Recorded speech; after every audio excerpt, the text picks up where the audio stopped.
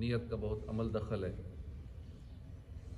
اور اعمال کا دار و مدار نیتوں پر ہے. یہ حدیث پاک ہم سنتے ہی رہتے ہیں. اچھی نیتیں کرنے کے جہاں آخرت کے فائدے ہیں وہاں دنیا میں بھی اس کے فائدے ظاہر ہوتے ہیں، نظر آتے ہیں اور فائدے ملتے ہیں.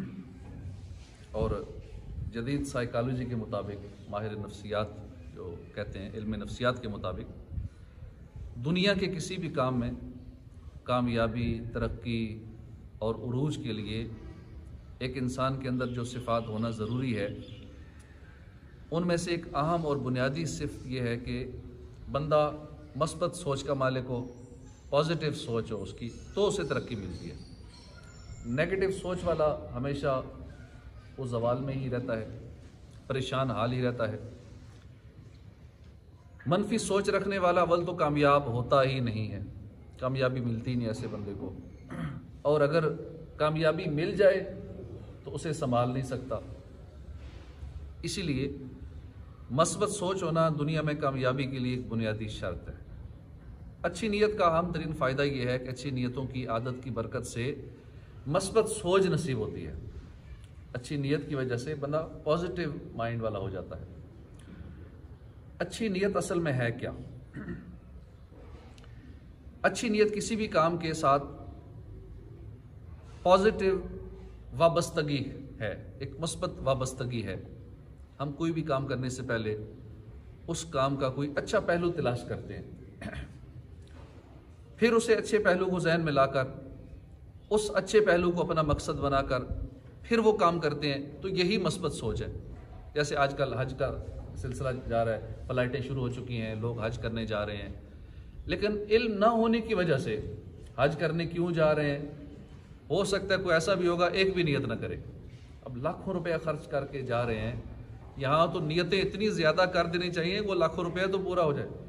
اتنی زیادہ نیتیں جانے سے پہلے ہی کر لینی چاہیے، کیونکہ ہمارا اتنا خرچہ ہو رہا ہے، اتنے دن لگ رہے ہیں، کام کاج چھوڑ کے جا رہے ہیں، اتنی بڑی قربانی بظاہر دے رہے ہیں. تو اب نیتیں پھر اسی حساب سے زیادہ جو کتابوں میں لکھی ہیں اس سے بھی زیادہ کریں. سوچتے ہی رہیں کہ اور کون سی نیتیں اچھی ہو سکتی ہیں، اور کون سی ہو سکتی ہیں جو کتابوں میں نہیں ملتی، چلو وہ بھی کر لیں. تو اپنے اس حج والے، اس عمرے والے کام کو زیادہ سے زیادہ ثواب، کیونکہ کرنٹ یہی موقع چل رہا ہے ایک مسلمانوں کے لیے، پوری دنیا کے مسلمان حج کی سعادت حاصل کرنے کے لیے فلائٹ شروع ہو چکی ہے. تو اچھی نیتیں بڑی اہم ہیں حج کے لیے، چاہے نماز پڑھنے آتے ہیں نماز کے لیے، اور کسی بھی نیک کام کے لیے یا کسی مباح کام کے لیے، جو کام نہ ثواب ہے نہ گناہ ہے. اچھی نیتیں کرنے کی وجہ سے بندہ ثواب کا حقدار ہو جاتا ہے. مثال کے طور پر ایک بچہ ہے، وہ BA کرتا ہے، MA کرتا ہے، PhD وغیرہ کرنا چاہتا ہے، مگر اس کے والدین اسے درس نظامی میں داخل کروا دیتے ہیں، یعنی عالم کورس میں داخل کروا دیتے ہیں.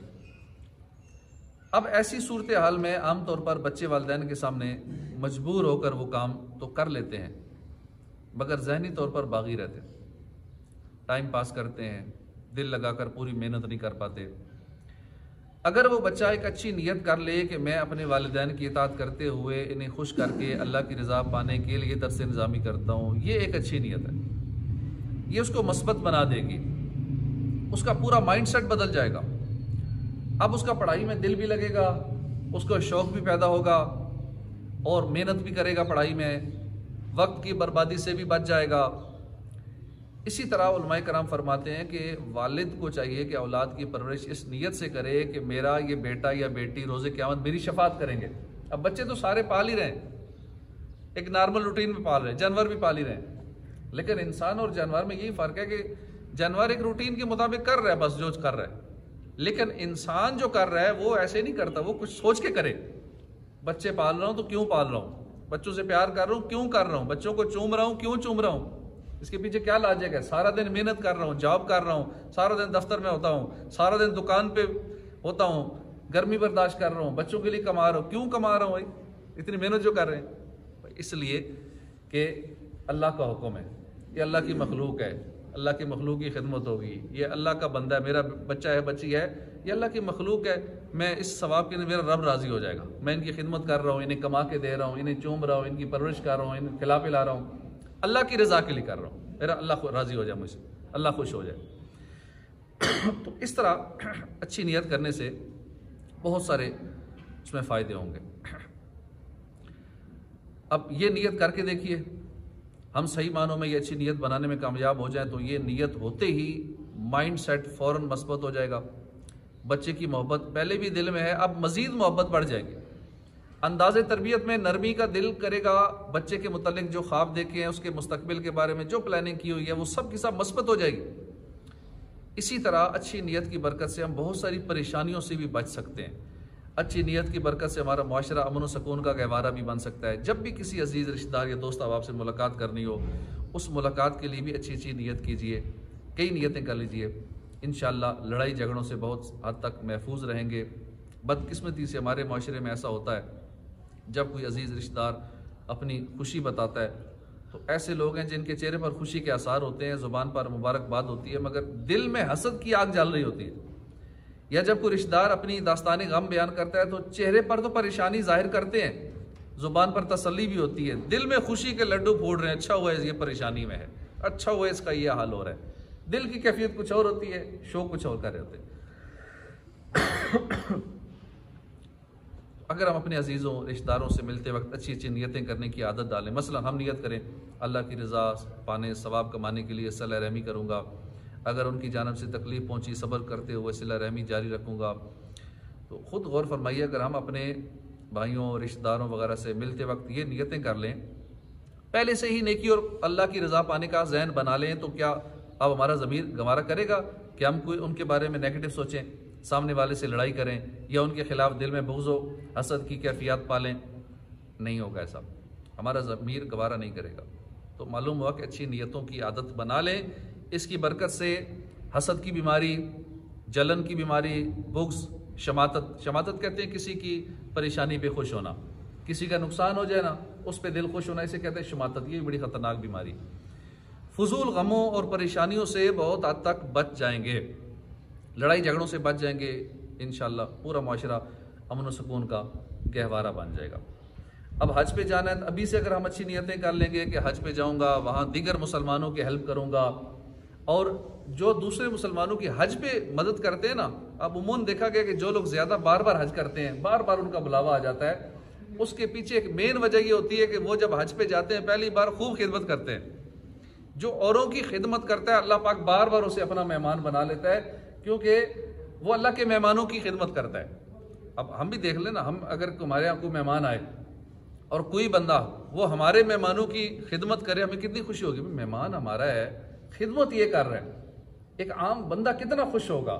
تو اللہ رب العالمین تو پھر کریم ہے، وہ کتنا خوش ہوگا کہ میرے بندے پوری دنیا سے آئے ہیں اور یہ بندہ جو ہے میرے بندوں کی خدمت کر رہا ہے، کہیں راستہ بھول گیا اس کی مدد کر رہا ہے، کسی کو کھلا پلا رہا ہے، کسی کو ڈرائی فروٹس دے رہا ہے، کسی کو اور مدد کر رہا ہے، کسی کو حج وغیرہ سکھا رہا ہے، احکام سکھا رہا ہے. تو اس طرح جو زیادہ خدمت کرتا ہے انشاءاللہ اس کا بلاوا پھر ہر سال آ جاتا ہے. آج اس بندے کو بار بار بلا لو، یہ میرے مہمانوں کی خدمت کرتا ہے. تو یہ اچھی نیت ہو جائے گی کہ میں انشاءاللہ خدمت کرتا رہوں گا 40 دن یا 45، جتنا موقع ملا تو ابھی سے ثواب مل جائے گا. وہاں جا کے یہ کروں گا، مسلمانوں کی زیارت کروں گا، نیک لوگوں کی صحبت میں رہوں گا، میری مغفرت ہو جائے گی. کیونکہ جہاں 40 مسلمان ہوتے ہیں وہاں اللہ کا ایک ولی ہوتا ہے جس کی وجہ سے سب کی مغفرت ہو جاتی ہے. تو جہاں 30 لاکھ مسلمان ہوں پوری دنیا سے ہوں، اور جہاں پہ حضرت خضر علیہ السلام موجود ہوں، کیونکہ ایک کنفرم ہے حضرت خضر علیہ السلام اور حضرت الیاس علیہ السلام، یہ دونوں اللہ کے نبی وہاں موجود ہوتے ہیں، یہ تو کنفرم ہے. اور باقی بھی اولیاء کرام، انبیاء کرام اور نہ جانے کون کون سی ہستیاں وہاں میدان عرفات میں موجود ہوتی ہیں. تو جہاں ایسے ایسی ہستیاں ہوں وہاں دعا کیسے قبول نہیں ہوگی. میدان عرفات میں حقوق اللہ سارے معاف ہو جاتے ہیں. میدان عرفات میں جو وقوف کرتا ہے اس کے لیے خوشخبری ہے کہ اس کے سارے حقوق معاف ہو گئے. اب جب میدان عرفات سے بندہ مزدلفہ کا وقوف کرتا ہے نا، اس کے لیے خوشخبری ہے کہ اس کے سارے حقوق العباد معاف ہو جاتے ہیں. حالانکہ حقوق العباد تو بندہ کرے تب ہوتے ہیں نا، لیکن حاجی کے لیے خوشخبری ہے کہ اس کے حقوق اللہ تو پہلے معاف ہو گئے میدان عرفات میں، اور حقوق العباد مزدلفہ میں معاف ہو گئے. تو حاجی کتنا خوش نصیب ہے، سارے بخشوا کے واپس آتا ہے. تو اس طرح اچھی نیتیں جتنی زیادہ ہوتی جائیں گی کسی بھی نیک کام کے لیے، تو انشاءاللہ ہمارا ثواب بڑھتا چلا جائے گا اور سوچ ہماری مثبت بنتی رہے گی. اللہ پاک توفیق عطا فرمائے. آمین بجاہ النبی الامین صلی اللہ علیہ وسلم.